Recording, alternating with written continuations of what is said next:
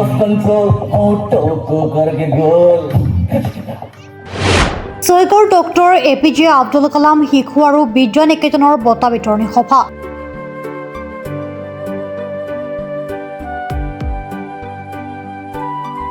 দক্ষিণ Kamrup ছয়গড় গুমিত doctor APJ Abdul Kalam শিশু আৰু বিদ্যা নিকেতন প্ৰাণৰ শিল্পী জুবিন গাৰ্গৰ শৰণত নৱম বাৰ্ষিক বঁটা বিতৰণী সভা।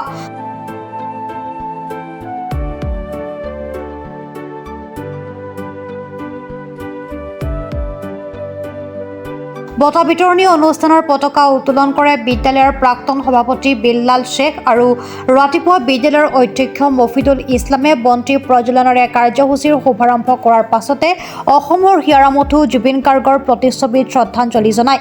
ইয়াৰ পাছতে বিদ্যালয়ৰ প্ৰাক্তন অধ্যক্ষ চাহাবুদ্দিন আলিয়া বৃক্ষৰোপণ কৰে। অনুষ্ঠানত বিদ্যালয়খনৰ ছাত্ৰ ছাত্ৰীসকলক বঁটা প্ৰদান কৰা হয় আৰু অনুষ্ঠানত বিদ্যালয়খনৰ ছাত্ৰ ছাত্ৰীসকলে বিভিন্ন সাংস্কৃতিক অনুষ্ঠান পৰিৱেশন কৰে।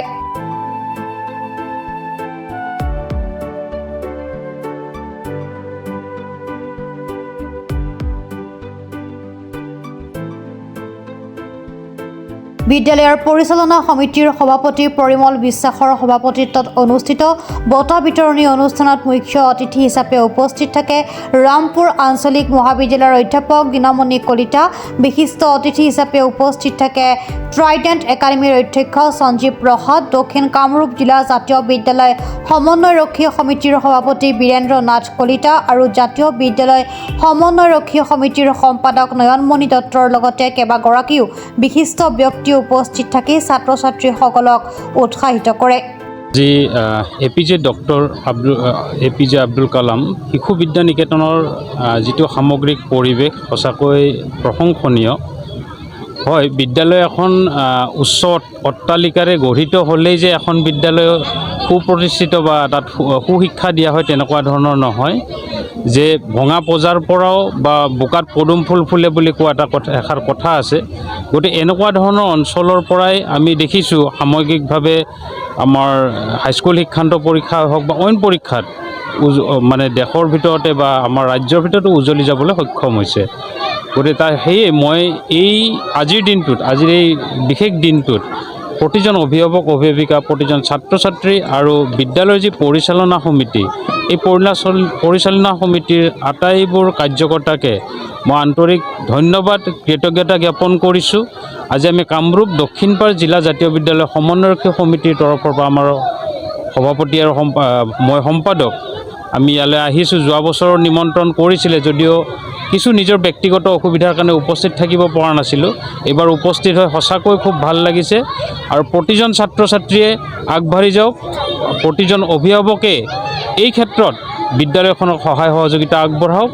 আমাৰ ৰাজ্যিক ভিত্তিত বৃত্তি পৰীক্ষা হয়, জিলা ভিত্তিত বৃত্তি পৰীক্ষা হয়, এই সমূহ বৃত্তি পৰীক্ষাত তেওঁলোকে অৱতীৰ্ণ হওক, সুখ্যাতিৰে আগবাঢ়ি যাওক।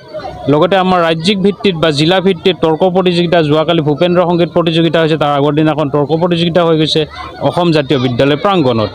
এইবিলাক প্লেটফৰ্ম যে বনোৱা হয়, এই প্লেটফৰ্মত কি হয় ছাত্ৰ ছাত্ৰীক আমি যাতে ভৱিষ্যত জীৱনৰ বাবে আগবঢ়াই দিব পাৰোঁ। মই এইটোৱেই তেখেতসকলৰ পৰা বা ছাত্ৰ ছাত্ৰীসকলৰ পৰা মই আশা কৰোঁ যে এনেকুৱা ধৰণৰ প্ৰতিযোগিতামূলক সংগীত প্ৰতিযোগিতাই হওক, তৰ্ক প্ৰতিযোগিতাই হওক বা বৃত্তি পৰীক্ষাই হওক, সকলোতে অংশগ্ৰহণ কৰক আৰু এই বিদ্যালয়ৰ সুনাম কঢ়িয়াই লৈ যাওক। এইখিনি কৈ মই ধন্যবাদ। আজি মই এই ডক্টৰ APJ কালাম আব্দুল কালাম বিদ্যালয়ত উপস্থিত হৈ তেখেতসকলৰ বাৰ্ষিক বঁটা বিতৰণী সভাৰ অতিথি হিচাপে উপস্থিত থাকি নথৈ সুখী হ'লোঁ। ইয়াৰ বিদ্যালয়ৰ শিক্ষক শিক্ষয়িত্ৰীসকলৰ লগত লগ হৈ যথেষ্ট ভাল লাগিল। তেখেতসকলৰ ল'ৰা ছোৱালীবিলাকৰ ছাত্ৰ ছাত্ৰীসকলৰ যথেষ্ট প্ৰতিভাৱান তেওঁলোকৰ মই বহুত কবিতা আবৃত্তি মই দেখিলোঁ। তেওঁলোকৰ গান নাচ ইত্যাদি সকলো তেওঁলোক পাৰ্গত হৈ উঠিছে আৰু মই আশা ৰাখিছোঁ যে এই বিদ্যালয়খনে আগন্তুক বৰ্ষত আগবাঢ়ি যাব আৰু এই উত্তৰোত্তৰ মই কামনা কৰিছোঁ বিদ্যালয়খনৰ, আৰু ই এদিন পূৰ্ণাংগ ৰূপ পাব বুলি মই আশাবাদী।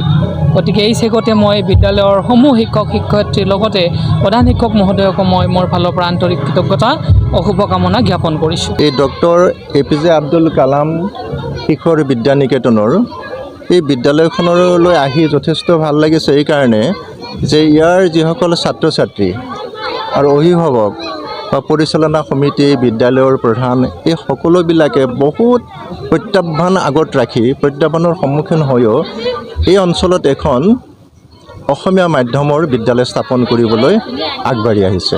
বিশেষকৈ অসম জাতীয় বিদ্যালয় শিক্ষা সংসদৰ অন্তৰ্গত হৈ পেলাই ইয়াত এই ছাত্ৰ ছাত্ৰীসকলক নিজৰ মাতৃভাষা অইন হ'লেও অসমীয়া ভাষাটোৰ জৰিয়তে নিজক আগবঢ়াই নিবলৈ চেষ্টা কৰিছে আৰু এই ছাত্ৰ ছাত্ৰীসকলক এটা শিক্ষাৰ পৰিৱেশ দিবলৈ এই বিদ্যালয়খন অহৰহ চেষ্টা কৰিছে।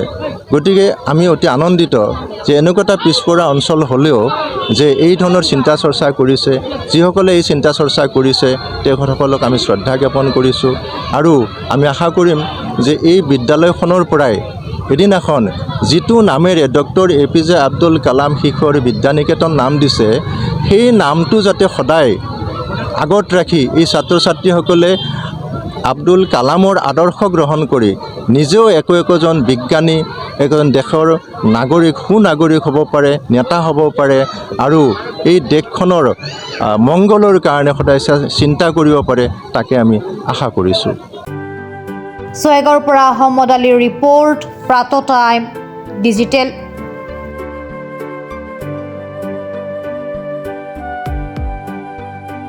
Mobile plus physiotherapy wellness and rehabilitation centre, দক্ষিণ কামৰূপৰ ব্যৱসায়িক প্ৰাণকেন্দ্ৰ বিজয়নগৰৰ লগতে VIP চক আৰু গুৱাহাটী মালিগাঁও পাণ্ডৱনগৰত থকা তিনিওখন ক্লিনিক বৰ্তমান প্ৰায় 20 বছৰৰ অভিজ্ঞতা পুষ্ট তথা এতিয়ালৈকে প্ৰায় 40,000 ৰোগীক সুস্থ কৰি তোলা ডক্টৰ পল্লৱী নাথৰ তত্ত্বাৱধানত চলি আছে। এই ফিজিঅ'থেৰাপি চেণ্টাৰ তিনিটাত বৰ্তমান অভিজ্ঞ ডক্টৰৰ দ্বাৰা যিকোনো জটিল ফিজিঅ'থেৰাপি চিকিৎসাৰ লগতে যিকোনো ৰোগীৰ ঘৰলৈ গৈ চিকিৎসা সেৱাৰ সুব্যৱস্থাও ৰাখিছে। আমাৰ ঠিকনা mobile plus physiotherapy wellness and rehabilitation centre, opposite Oporshali Bijoynagar SBI branch. আমাৰ VIP চকৰ ঠিকনাটো হ'ল VIP Chowk near VIP bus stop, Borjhar, Guwahati. আমাৰ মালিগাঁও ঠিকনাটো হ'ল চেলাছ 360 physiotherapy and rehabilitation centre, Maligaon Pandavnagar, Guwahati 12। আমাৰ যোগাযোগ নম্বৰ হৈছে 8011744696।